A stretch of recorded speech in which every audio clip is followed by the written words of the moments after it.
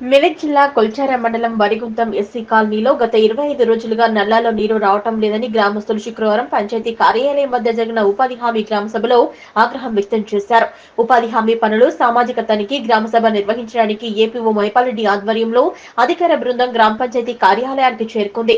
మాజీ ఎంపీటీసీ రామకృష్ణ ఆధ్వర్యంలో SC colony, BC కాలనీలో వాసులు అక్కడికి చేరుకొని గ్రామంలో నీటి సమస్యపై నిలదీశారు. గ్రామానికి చెందిన ఎస్సీ కాలనీలో గత 25 రోజులుగా కుళాయిలలో నీళ్లు రాకపోవడంతో ప్రజలు త్రాగునీటి కోసం ఇబ్బందులు పడుతున్నారని, సుమారు కిలోమీటర్ దూరంలోని వ్యవసాయ బోరుబావుల నుంచి తెచ్చుకుంటున్నామన్నారు. ఈ విషయం పంచాయతీ కార్యదర్శికి, ప్రత్యేక అధికారికి ఫిర్యాదు చేసినా పట్టించుకోవటం లేదని ప్రజలు ఆగ్రహం వ్యక్తం చేశారు. మిషన్ భగీరథ నీరు వస్తేనే నల్లాలు వస్తున్నాయని గ్రామస్తులు తెలిపారు. గత 25 రోజులుగా మిషన్ భగీరథ నీళ్లు రాకపోవడంతో ప్రజలు ఇబ్బందులు ఎదుర్కొంటున్నట్లు తెలిపారు. జిల్లా ఉన్నత అధికారులు స్పందించి గ్రామంలోని త్రాగునీటి సమస్యను పరిష్కరించాలని గ్రామస్తులు అధికారులకు విజ్ఞప్తి చేశారు. చెవులలో చెప్తుంటే కూడా తీసుకోకుండా ఇంటర్నట్టు సప్గా తోవాడు సైకిల్ మోటార్ అనగబోతారు. ఆపమంటే కూడా ఆపరు. ఎట్లా అది వెళ్ళిపోయింది సార్. ఇప్పుడు దాన్ని పట్టించుకుంటూ లేరు, చేస్తూ లేరు. ఇప్పుడు 5 రోజులు అవుతుంది మాకు వాటర్ లేక, అసలు వాటర్ లేదు.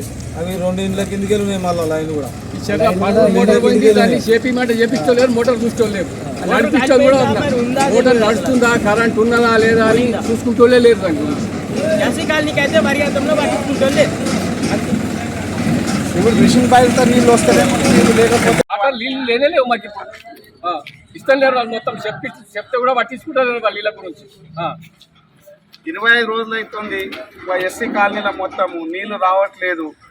వరిగుంతం గ్రామము మాది, కొల్చారం మండలం. కనీసము మాకు 25 రోజుల నుంచి నీళ్ళు లేవు, ఎవరు పట్టించుకుంటలేదు. సెక్రటరీ నాడు 3 రోజులకు ఒక ట్యాంకర్ పంపుతున్నారు, ఒకటే బ్యారెల్ ఇస్తున్నారు. ఆ నీళ్ళు ఏం సరిపోతాయి?